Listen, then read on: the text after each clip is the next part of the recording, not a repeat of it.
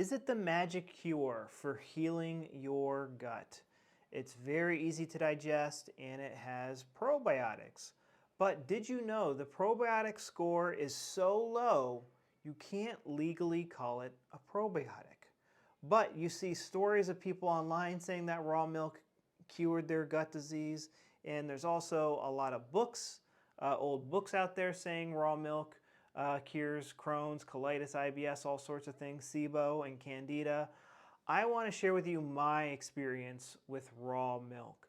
Now, I've had raw milk in many parts of the world. I first started drinking raw milk in Washington, D.C. There was a lot of farms nearby. I tried raw milk from different cows, from different farms, probably 3 or 4 different farms, and I still had symptoms drinking this raw milk, even though this milk was great, very high quality.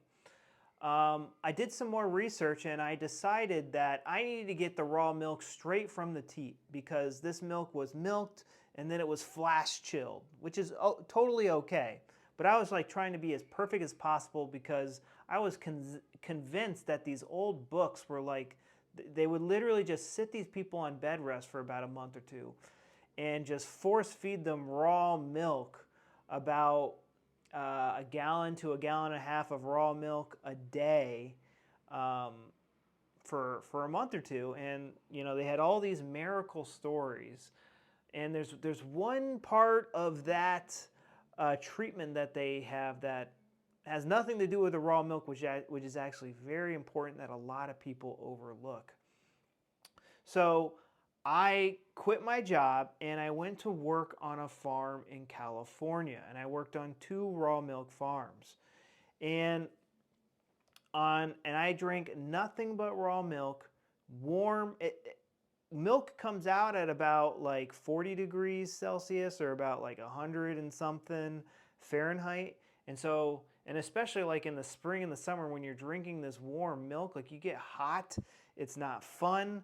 I drank nothing but raw milk for a month and I still had symptoms. I still looked like a skeleton. I still couldn't go out with friends and family and eat whatever I wanted. I couldn't go out on a date and enjoy a dessert with somebody without the fear of symptoms. It was absolutely miserable.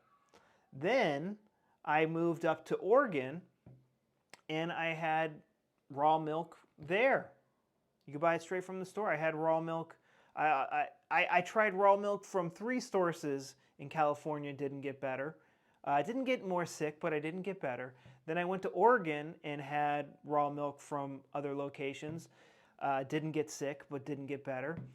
Then I moved to Ukraine, and my next door neighbor had a cow, and the cows were eating grass on this rich. The soil is black. They call it charism or something like that. It's black and it produces beautiful produce. You know, the carrots are the size of your head, and it makes this lush grass, and it makes the milk extra nutritious. And so I drank milk. I drank that milk a lot. I even did things where I only had milk for a whole month and nothing else. I still had symptoms. I had milk in Italy. I had milk in Austria. I had milk in Switzerland. I have literally had milk almost everywhere, and it did not fix my digestive issues. What fixed my digestive issues was taking the G&M approach, the German New Medicine approach. And essentially what this states is that all disease in the body starts after a traumatic event, or that gets the gears in motions. Because when it comes to Crohn's or colitis, the conflict shock happens. I can't digest this pretty girl, and it starts to develop extra gut cells to help you digest this important thing to your survival. For kids, it could be, Mom won't give me candy. For grown-ups, it could be like, I can't get rid of this crap. And so that's what's so it develops extra gut cells in the conflict active phase, When it gets resolved, maybe 2 or 3 months later, maybe even a week later, it gets rid of these extra gut cells, and that's when we get symptoms. And usually for most people, it gets resolved. They, have diarrhea for a few days or weeks, and then they go back to their normal life like nothing happened. But for those of us with Crohn's and colitis and these digestive issues, either the conflict is off and on and we're consciously aware of it, or we're subconsciously haunted by this traumatic event. And anytime we see any sort of PTSD trigger reminder, like let's say your girlfriend was wearing a red shirt when she broke up with you, and now every time you see somebody with a red shirt, you have to go to the bathroom, even though you're meeting your best friend for dinner and they're wearing a red shirt. God forbid you go into a restaurant where like Red Robin and everybody's wearing a red shirt. And then your mind really, oh my, Red Robin just, most restaurants that wear red shirts, but every time you go to a restaurant, you're like, man, my diarrhea is really bad because everybody's wearing a red shirt there. And that's just one example. I know that sounds stupid, but that's how PTSD works in modern medicine as well.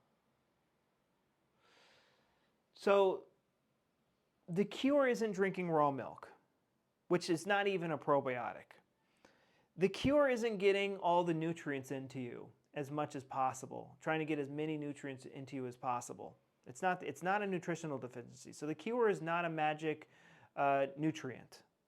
The cure is not a magic pill.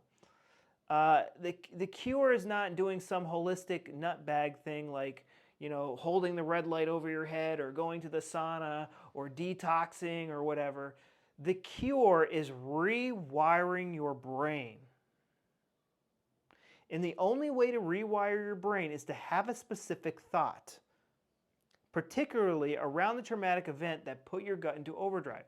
So the cure is to find the traumatic event, understand the PTSD triggers, record your PTSD triggers. That's its whole process. See how it relates back to the conflict shock. Stop blaming food, and then most of that 75% of the time gets rid of most people's symptoms. And then lastly, if there's someone still having symptoms, they have to come to peace with the conflict more. That is the cure. Now, I help people through this process with my 13-day protocol. You are one thought away from getting better. I know that sounds ridiculous, but having a thought is the only way to rewire your brain without having to claw things open or inserting the Tesla chip into your head. We can't do that yet. The only way I know how to get you to have a certain thought is having you do certain exercises and hear things in my videos and educating you. One thought away from switching whatever gut disease that you have off. Your brain controls your whole body. There's nothing inside raw milk that's going to flip it off.